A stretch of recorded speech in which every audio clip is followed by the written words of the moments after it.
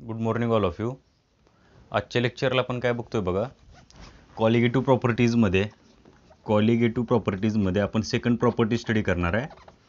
Colligative प्रॉपर्टीजमध्ये आपण second property study करणार आहे. सेकंड प्रॉपर्टी कुठली आहे बघा, elevation in boiling point. Elevation in boiling point. Boiling point elevation नेमकं काय आहे आणि ही दिलेली जो काही हा पॉईंट असेल किंवा जी काही कॉलिगेटिव्ह प्रॉपर्टी असेल की एलिव्हेशन इन बॉइलिंग पॉईंट ही खरंच कॉलिगेटिव्ह प्रॉपर्टी आहे का नाही त्याचा आपण डिस्कस करणार आहे. याच्या अगोदर आपण एक टर्म स्टडी केली, ती कुठली होती बघा, लोअरिंग ऑफ वेपर प्रेशर. कालच्या लेक्चरला आपण ते एक्सप्लेन पण केलं की काय एक्सप्लेन केलं, लोअरिंग ऑफ वेपर प्रेशर और relative lowering of vapour pressure is the colligative property. कसं एक्सप्लेन केलं होतं बघा, हा डेल्टा पी म्हणजे लोअरिंग ऑफ वेपर प्रेशर, हा PA0 म्हणजे vapour pressure of pure solvent is equal to, आपण इथे काय घेतलं होतं, XB. XB म्हणजे काय होतं तुमचं मोल फ्रॅक्शन ऑफ सोल्यूट. ए हा इथून पुढे लक्षात ठेवा, ए कंपोनंट जो आपला असेल, डबल मी ते रिपीट करणार नाही. ए कंपोनंट हा आपला कोण असणार आहे, प्युअर सॉल्व्हंट असणार. हे कंपोनंट कोण असेल आपला, प्युअर सॉल्व्हंट असेल. तर बी कंपोनंट कोण असेल आपला, सोल्यूट असेल. हे लक्षात ठेवा. ए आणि बी कोण आहे ते आत्ताच लक्षात ठेवा, ठीक आहे. आता कॉलिगेटिव्ह प्रॉपर्टीजमध्ये आपण जस्ट रिमाइंड करतो की what is the meaning of colligative properties. Colligative property कशाला म्हणायचे सगळ्यांच्या लक्षात आले का बघा. कॉलिगेटिव्ह प्रॉपर्टी डिपेंड कशावरती असणार आहेत बघा, number of solute particles. Number of solute, तुमच्या सोल्युशनमध्ये जे सोल्यूट प्रेझेंट असतं, नंबर ऑफ सोल्यूट पार्टिकलवरती बघा. जी प्रॉपर्टी कशावरती डिपेंड असेल, नंबर ऑफ सोल्यूट पार्टिकलवरती डिपेंड असेल. आणि इंडिपेंडंट कशावरती असेल, नेचर ऑफ सोल्यूट. तुमचं सोल्यूट कुठल्या नेचरचं आहे त्याच्याशी त्याला देणं घेणं नाही आहे. तुमचं सोल्यूट हे कुठल्या नेचरचं आहे त्याच्याशी काही देणं घेणं नाही. फक्त कंडिशन काय असली पाहिजे की तुमच्या सोल्यूटमध्ये असणारे नंबर ऑफ मोल्स, ते म्हणजे ते काय सांगणार, त्यांच्यामधली कॉलिगेटिव्ह प्रॉपर्टीज सांगणार. बघा एक्झाम्पल घ्या, मी काय घेतलं, एक शुगर घेतला आणि दुसरं काय घेतलं बघा, ग्लुकोज घेतलं. एक घेतलं शुगर किंवा शुगर आणि ग्लुकोज घ्या किंवा सोडियम क्लोराईड घ्या, काय घ्यायचं ते घ्या. शुगर ग्लुकोज एकमेकाशी रिलेटेड वाटतात. आता बघा, शुगर घेतली काय आणि तुमचा ग्लुकोज घेतला काय. Sugar indicates nature, glucose also indicate the nature of solute. पण आपल्याला त्या नेचरशी काही देणं घेणं नाही. याच्यामध्ये प्रेझेंट असणारे नंबर ऑफ मोल्स आणि याच्यामध्ये प्रेझेंट असणारे number of moles are related to the colligative properties. म्हणून आपण सांगताना काय सांगायचं आहे, a property which depends upon, कशावरती डिपेंड आहे बघा, number of solute particles and independent upon nature of solute particle. This property is called as colligative property. आता हे आपण कालच्या लेक्चरला ऑलरेडी प्रूफ केले की फर्स्ट कॉलिगेटिव्ह प्रॉपर्टी किंवा first property is the colligative property because this colligative property depends upon number of solute particle. XB indicates what, XB मोल fraction. मोल फ्रॅक्शन म्हणजे काय असतं, number of moles of solute, कारण आपला बी म्हणजे सोल्यूट म्हणून काम करणार आहे, divided by total number of moles of solute. Total number of moles of, हे बघा, नंबर ऑफ सोल्यूट आणि सेकंड कंडिशन काय, नेचर ऑफ सोल्यूट. असं असेल तर कॉलिगेटिव्ह प्रॉपर्टी. आता सेकंड पॉईंट आपण स्टडी करतोय तो म्हणजे कुठला आहे बघा, elevation in boiling point. This is the second colligative property which is called as elevation in boiling point. Boiling point elevation म्हणजे काय ते आपण आजच्या लेक्चरला डिस्कस करणार आहे किंवा स्टडी करणार आहे. बघा मग, elevation in boiling point. Elevation in कशामधलं, एलिव्हेशन इन बॉइलिंग पॉईंट. आतापर्यंत फिजिकल स्टेटशी रिलेटेड तुम्हाला सगळ्यांना बॉइलिंग पॉईंटची डेफिनेशन काय माहिती आहे बघा. फिजिकल स्टेटशी रिलेटेड बॉइलिंग पॉईंटची डेफिनेशन काय माहिती आहे की बॉइलिंग पॉईंटमध्ये काय होतं, तुमचा जो लिक्विड आहे, लिक्विडचं कन्व्हर्जन कशामध्ये होतं आहे, गॅसमध्ये होतं. लक्षात ठेवा बरं का. बॉइलिंग पॉईंट म्हणजे काय असतं की तुमच्या लिक्विडचं कन्व्हर्जन ज्या टेम्परेचरला गॅसेसमध्ये होतं, this temperature is called as boiling point. काय होतं बघा, लिक्विड ज्यावेळेस तुमचं बॉईल व्हायला लागतो त्यावेळेस त्याचा आपल्याला काय मिळतो, बॉइलिंग पॉईंट मिळतो. आपण सांगताना डेफिनेशन काय सांगतोय, जर एखादं सोल्युशन आपण घेत असेल तर. आता बघा, अगोदर एक सेपरेट डेफिनेशन, नंतर इथं असणारे सेपरेट डेफिनेशन. दोन्ही डेफिनेशन मी तुम्हाला एक्सप्लेन करतो. आपल्याला एक्झाममध्ये बॉइलिंग पॉईंटची डेफिनेशन विचारली तर ती पण कुठे लिहायची ते पण मी एक्सप्लेन करतो. बघा, आता हा कंटेनर आहे, याच्यामध्ये मी एक लिक्विड घेतलं आहे. इथं आता आपल्याला सॉलिड घेऊन चालणार नाही, because we are discussing about the boiling point. Boiling point हा लिक्विडसाठी असेल, ठीक आहे. आता मी ह्याला हीट करतोय, ह्या फ्लास्कला काय करतोय, हीट करतोय म्हणजे काय होतंय बघा, ह्या फ्लास्कमध्ये प्रेझेंट असणारं लिक्विड त्याचं अगोदर वेपरमध्ये कन्व्हर्जन होणार. लक्षात ठेवा, ह्या फ्लास्कमध्ये प्रेझेंट असणाऱ्या लिक्विडचं कन्व्हर्जन फर्स्ट कशामध्ये होणार आहे, वेपर्समध्ये होणार आहे. मग लक्षात ठेवा की डायरेक्टली लिक्विडचं जर वेपरमध्ये कन्व्हर्जन होत असेल तर ते टेम्परेचर म्हणजे तुमचा बॉइलिंग पॉईंट नसणार आहे. हे अगोदर क्लिअर करा. बॉइलिंग पॉईंट म्हणजे काय असेल की ज्या टेम्परेचरला हे लिक्विड एक्झॅक्टली काय होईल, बॉईल होईल, ते टेम्परेचर म्हणजे त्याचा काय असणार आहे, बॉइलिंग पॉईंट असणार आहे. ते टेम्परेचर म्हणजे त्याचा काय असणार आहे, बॉइलिंग पॉईंट असणार आहे. म्हणजे ज्या टेम्परेचरला लिक्विड तुमचा बॉईल व्हायला स्टार्ट होणार ते टेम्परेचर तुम्ही नोट डाऊन करायचं आहे. आणि ते टेम्परेचर म्हणजे कुठलं असणार, त्या सोल्युशनचा बॉइलिंग पॉईंट असणार. आता बघा, हे सोल्युशन आहे, ह्या सोल्युशनमध्ये एक थर्मोमीटर ठेवलं आहे. थर्मोमीटर कशासाठी आपण डिप केला आहे, this thermometer indicates what, this thermometer indicates the temperature. हा थर्मोमीटर कशासाठी वापरायचा आहे, तुमचं टेम्परेचर नोट डाऊन करण्यासाठी, ठीक आहे. आता मी बॉईल करतो म्हणजे टेम्परेचर वाढत वाढत जाणार आहे. हा थर्मोमीटर असा वरती जाणार, इथं कुठेतरी मार्क असणार त्याचा, तो मार्क असा वरती वाढत जाणार आहे. आता ह्या मार्कला जर हे सोल्युशन किंवा हे लिक्विड बॉईल होत असेल तर this temperature indicate the boiling point of given liquid. पण सगळ्यात मोठा क्वेश्चन हा आहे बघा, मी तुम्हाला एक्सप्लेन काय केले बघा, की हा लिक्विड बॉईल होतोय. बॉईल केव्हा होतोय, अगोदर वेपर्समध्ये कन्व्हर्जन, अगोदर वेपरमध्ये कन्व्हर्जन होणार आहे आणि नंतर तो काय होणार आहे, बॉईल होणार आहे. आता मग बॉइलिंग पॉईंट तुम्हाला कसा मिळतो ते एकदा क्लिअर करा, की ह्या लिक्विडचा बॉइलिंग पॉईंट कसा मिळतो ते एकदा क्लिअर करा. बघा की नेमकं बॉइलिंग पॉईंट म्हणजे काय असेल. बॉइलिंग पॉईंट म्हणजे नेमकं काय असेल, हा बघा, हा एक बिकर आहे, ह्या बिकरमध्ये सेम तीच कंडिशन, लिक्विड घेतलंय, त्या लिक्विडला काय करतोय आपण, हीट करतोय. लिक्विडला काय करतोय, हीट करतोय. दोन्ही पण घ्या एकामध्ये. आता हा कन्सिडर करूया, इथं आपण प्युअर सॉल्व्हंट घेतलाय, इथं आपण काय घेतला, प्युअर सॉल्व्हंट घेतलाय. तर मी इकडे काय घेतोय बघा, जर एका ठिकाणी प्युअर सॉल्व्हंट असेल तर एका ठिकाणी मी काय घेणार, सोल्युशन घेणार आहे. एका ठिकाणी प्युअर सॉल्व्हंट, एका ठिकाणी काय आहे, सोल्युशन आहे. बघा सोल्युशनमध्ये आपण कोणाला ॲड केलं आहे, सोल्यूटला ॲड केलं आहे. इथं फक्त तुमचा कोण आहे, सॉल्व्हंट आहे, ठीक आहे. दोघांना आपण हीट करतोय, दोघांना काय करतोय, हीट करतोय. आता घडतंय काय बघा, की इथं आपण कुठेतरी ट्रॅप करतोय, ह्या वेपर्सला कुठंतरी ट्रॅप करतोय म्हणजे अडवतोय. आता घडतंय काय बघा, हीट करत असताना वेपर्स फॉर्म झाल्या. हीट करत असताना कोण फॉर्म झाल्या, वेपर्स फॉर्म झाले. बघा ह्या वेपर्स फॉर्म झाल्या. आता ह्याला आपण काय म्हणणार आहे बघा, ह्या तुमच्या वेपर्स फॉर्म झाल्या. वेपर्स फॉर्म झाल्या म्हणजे डेफिनेटली त्यांच्याजवळ काय आलं, वेपर प्रेशर आलं. डेफिनेटली त्यांच्याजवळ काय आलं बघा, वेपर प्रेशर आलं. आता काय होतं बघा, ह्या वेपर्स, इथून तुमच्या वेपर्स फॉर्म झाल्या म्हणजे इथं वेपर्स तुमच्या ट्रॅप झाल्या, ठीक आहे. आता इथं वेपर्स आल्या, आउटसाईडला तुमचं प्रेशर असणार आहे, त्याला आपण काय म्हणतोय, ॲटमॉस्फेरिक प्रेशर. ॲटमॉस्फेरिक प्रेशर, आउटसाईडचं असणारं प्रेशर म्हणजे कुठलं असेल, ॲटमॉस्फेरिक प्रेशर असेल. आता बघा, हे लिक्विड बॉईल केव्हा होणार हा सगळ्यात महत्त्वाचा क्वेश्चन आहे. क्वेश्चन कुठला आहे बघा, दिलेलं लिक्विड वेपरमध्ये कन्व्हर्जन होणार आहे. ज्यावेळेस ह्या लिक्विडचं वेपरमध्ये कन्व्हर्जन होणार त्यावेळेस त्याचा बॉइलिंग पॉईंट मिळणार नाही. लक्षात ठेवा, वेपरमध्ये कन्व्हर्जन झालं म्हणजे त्याचा बॉइलिंग पॉईंट मिळणार नाही. तुम्ही जर कधी पाणी गरम केलं तर अगोदर वेपर्स क्रिएट होतात आणि वेपर्स क्रिएट झाल्यानंतर काही वेळानंतर ते काय होतं, लिक्विड तुमचं किंवा वॉटर काय व्हायला लागतं, बॉईल व्हायला लागतं. ज्या टेम्परेचरला ते बॉईल होतो तो त्याचा असणारे बॉइलिंग पॉईंट. म्हणजे काय बघा, आता हा लिक्विड आहे, ह्या लिक्विडच्या अगोदर वेपर्स क्रिएट झाले, ह्या वेपर्स मी ट्रॅप केल्या. आता इथं नेमकं घडतंय काय, की ज्यावेळेस तुमचं वेपर प्रेशर, हे तुमचं वेपर प्रेशर म्हणजे ह्या वेपर्सने क्रिएट केलेलं pressure is equal to atmospheric pressure येईल. ते काय होईल, vapour pressure is equal to atmospheric pressure येईल. त्यावेळेस तुमचं लिक्विड बॉईल व्हायला स्टार्ट होईल. त्यावेळेस तुमचं लिक्विड काय व्हायला स्टार्ट होणार, बॉईल व्हायला स्टार्ट होणार. केव्हा बॉईल होणार आहे बघा, वेपर्स फॉर्म झाल्या सर, ॲटमॉस्फिअरमधून काहीतरी प्रेशर त्याच्यावरती क्रिएट होतोय.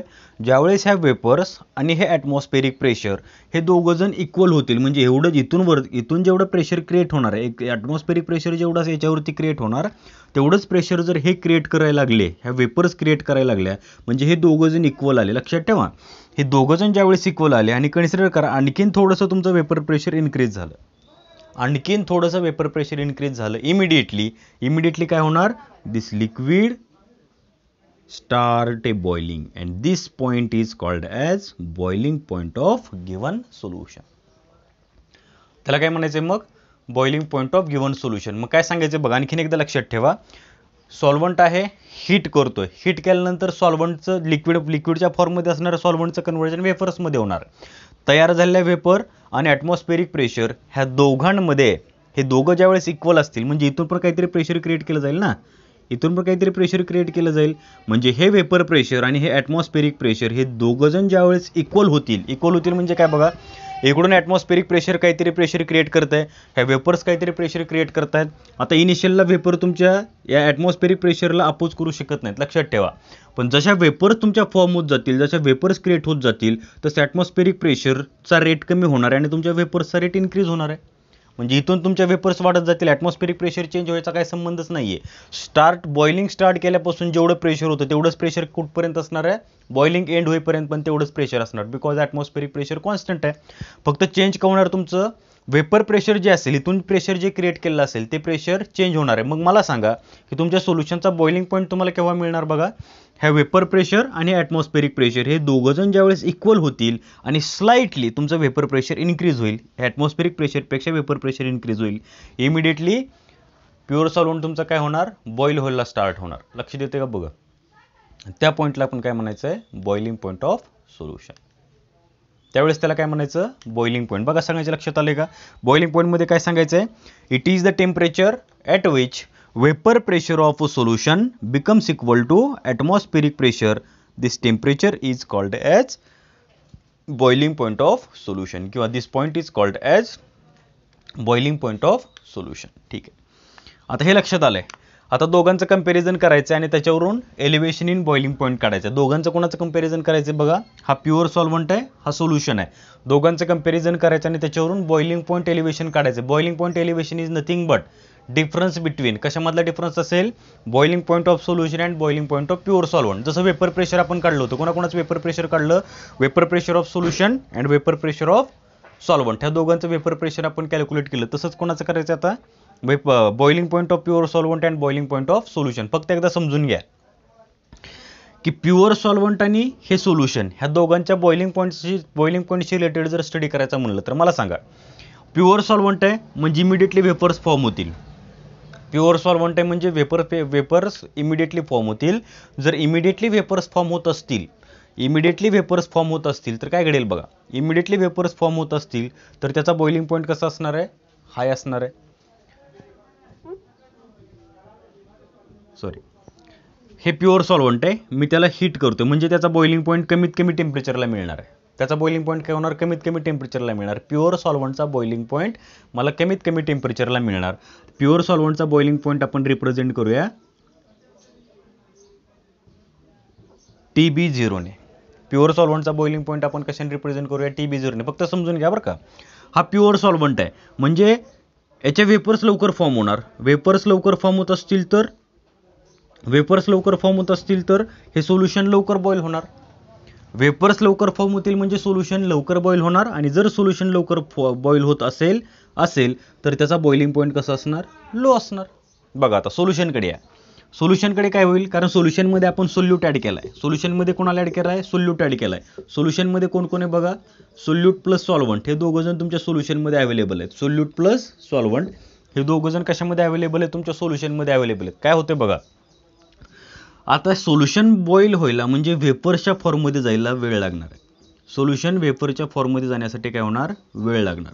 जर सोल्युशन वेपरच्या फॉर्ममध्ये जात असताना स्लोली वेपरच्या फॉर्ममध्ये जात असेल तर डेफिनेटली वेपर्स क्रिएट झाल्यानंतर त्या वेपर्सचं जे काही ॲटमॉस्फेरिक प्रेशर आणि तुमचं वेपर प्रेशर असेल ह्या दोघांना इक्वल रेट फॉर्म करण्यासाठी पण वेळ जास्त लागणार आहे.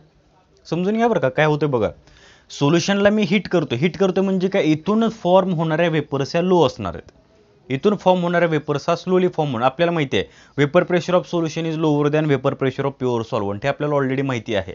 पण इथं काय होतं की जर वेपर स्लोली फॉर्म होत असतील तर डेफिनेटली त्याचा बॉइलिंग पॉईंट कसा असणार आहे, हाय असणार आहे. म्हणजे त्याला बॉईल व्हायला वेळ जास्त लागणार आहे.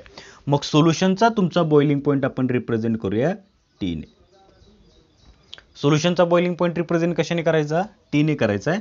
तर प्युअर सॉल्व्हंटचा बॉइलिंग पॉईंट कशाने रिप्रेझेंट करायचा आहे, TB0 ने रिप्रेझेंट करायचा आहे. जसं आपण बॉइलिंग पॉईंट ऑफ सोल्युशन कशाने रिप्रेझेंट केला, PA0 आपण तिथं P. आता हा B stands as boiling point म्हणून आपण इथं TB0 असं लिहिलं आहे.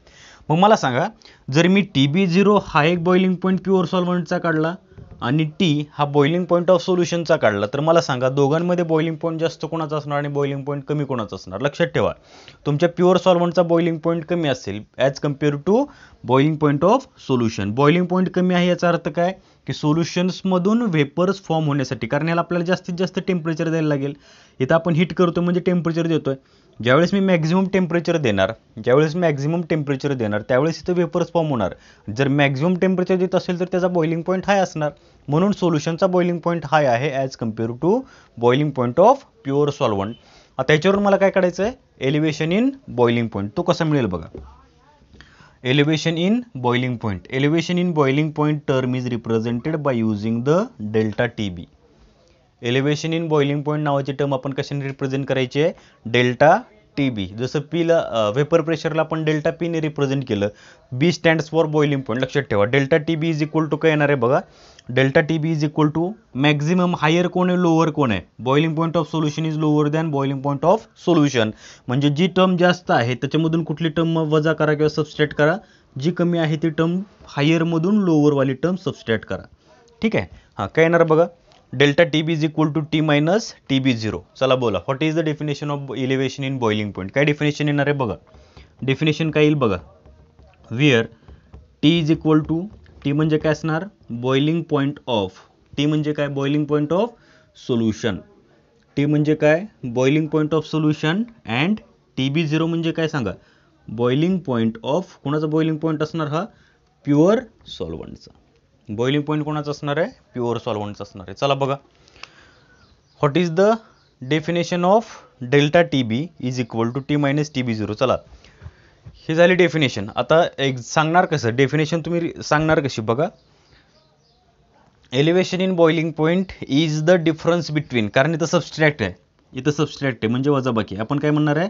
Boiling point elevation is the difference between, कशामधला डिफरन्स आहे? Is the difference between boiling point of solution and boiling point of pure solvent. त्याला आपण काय म्हणणार आहे? Elevation in boiling point. बघा, लक्षात येते का? एलिव्हेशन इन बॉइलिंग पॉईंटमध्ये काय सांगायचं आहे? डिफरन्स बिटवीन, कशामधला डिफरन्स आहे? डिफरन्स कशामधला आहे बघा. Boiling point of solution and boiling point of pure solvent. जी जास्त आहे मॅक्झिमम टर्ममधून आपण लोअर टर्म सबस्ट्रॅक्ट करतोय. म्हणून एलिव्हेशन इन बॉइलिंग पॉईंटची डेफिनेशन काय सांगतोय?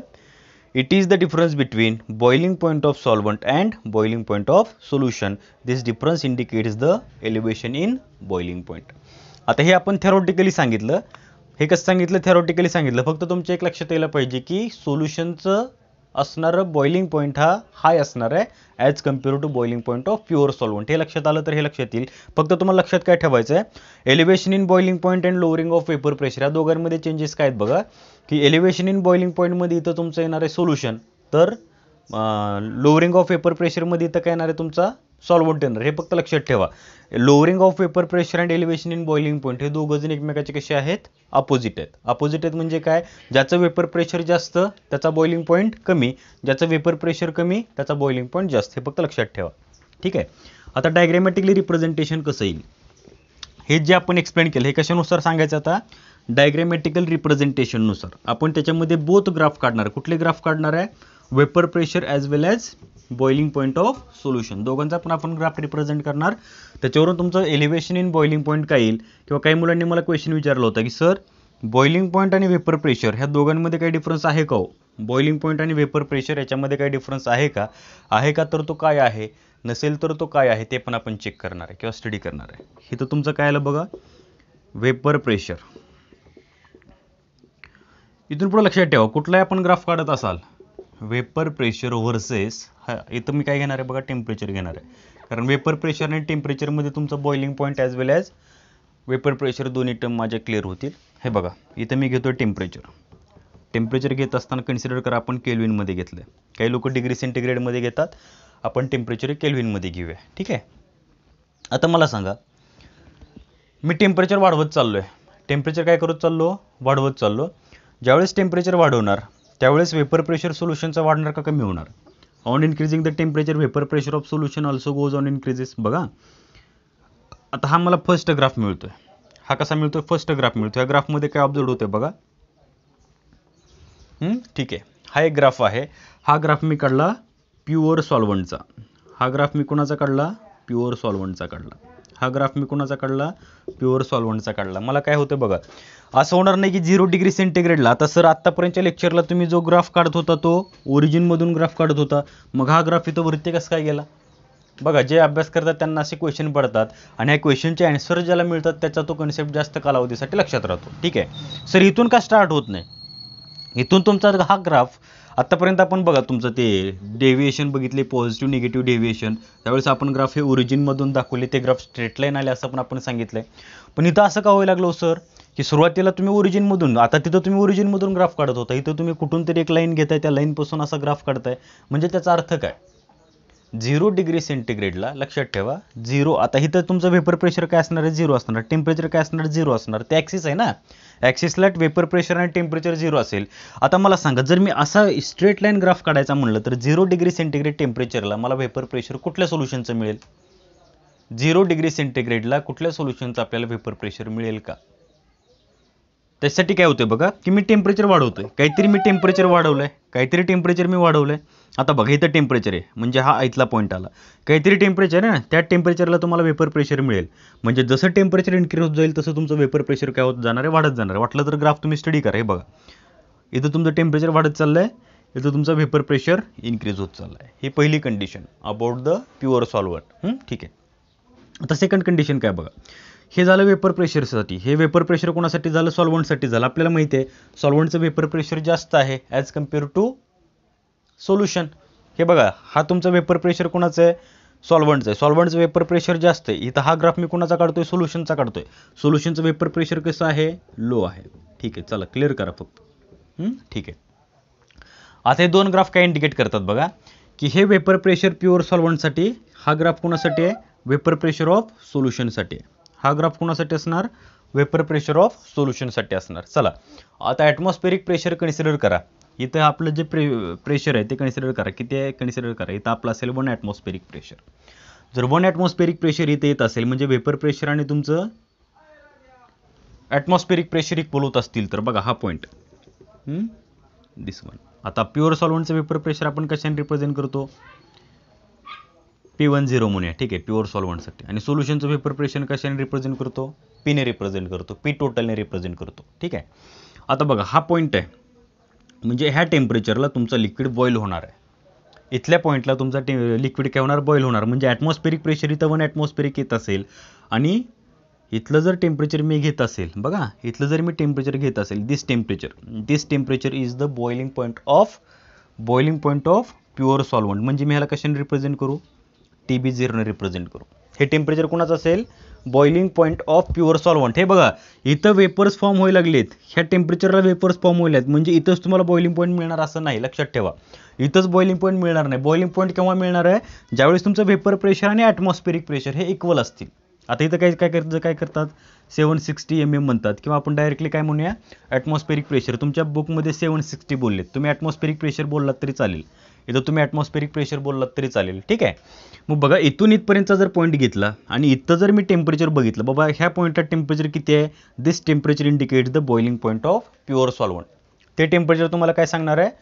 हे टेम्परेचर काय सांगणार? Boiling point of pure solvent. ठीक आहे. आता आणखीन पुढे चला, कारण एवढंच ॲटमॉस्फेरिक प्रेशरला तुमचं कोण यायला पाहिजे? 1 ॲटमॉस्फेरिक प्रेशरलाच कोण यायला पाहिजे? सोल्युशन यायला पाहिजे. ठीक आहे. हे आलं तुमचं सोल्युशन. इथं हा पॉईंट मिळाला तुम्हाला सोल्युशनचा. कुठला पॉईंट मिळाला? तो बॉइलिंग पॉईंट मिळाला सोल्युशनचा. ठीक आहे. इथे या खाली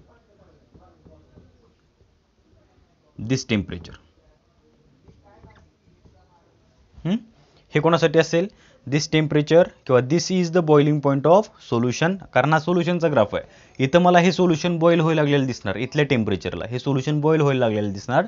ज्यावेळेस मी इथून इथपर्यंत बघणार, इथं जे टेम्परेचर असेल ते टेम्परेचर काय असेल? मग बॉइलिंग पॉईंट ऑफ सोल्युशन. आणि इथलं टेम्परेचर काय असेल? Boiling point of pure solvent. बघा लक्षात आलं का? मग मला सांगा सोल्युशनचा बॉइलिंग पॉईंट जास्त आहे का सॉल्व्हंटचा बॉइलिंग पॉईंट जास्त आहे? हे बघा हा ग्राफ आहे सॉल्व्हंटचा, हा ग्राफ आहे सोल्युशनचा. तुमच्या सॉल्व्हंटचा बॉइलिंग पॉईंट जास्त आहे का सोल्युशनचा बॉइलिंग पॉईंट जास्त आहे? डेफिनेटली बॉइलिंग पॉईंट जास्त कोणाचा मिळतोय? सोल्युशनचा मिळतोय. म्हणून आपण करताना काय केलंय? T - TB0 is equal to delta TB and this is nothing but the elevation in boiling point. हे म्हणजेच काय झालं? Elevation in boiling point. लक्षात येतंय का? यालाच काय म्हणायचं, elevation in boiling point. Definition काय बघा, elevation in boiling point is the difference between boiling point of solution and boiling point of pure solvent. संपलं. एलिव्हेशन इन बॉइलिंग पॉईंटचा कन्सेप्ट संपला. बघा लक्षात आलं, हा ग्राफ ज्याच्या लक्षात आलाय त्याला याचा स्टडी करण्याची गरज पडत नाही. फक्त तुम्हाला एक्सप्लेन करा म्हणलं बॉइलिंग पॉईंट एलिव्हेशन, तर हा ग्राफिक रिप्रेझेंट करायचा आहे आणि हे इक्वेशन एक द्यायचं आहे. टी म्हणजे काय ते सांगायचं आहे, TB0 म्हणजे काय ते सांगायचं आहे. काही लोक म्हणतात सर इथं वेपर प्रेशर 0 का आलं नाही हो. बघा जसे क्वेश्चन्स पडतील तसे पडतील, काय हरकत नाही, फक्त स्टडी करा व्यवस्थित, आपोआप लक्षात येईल.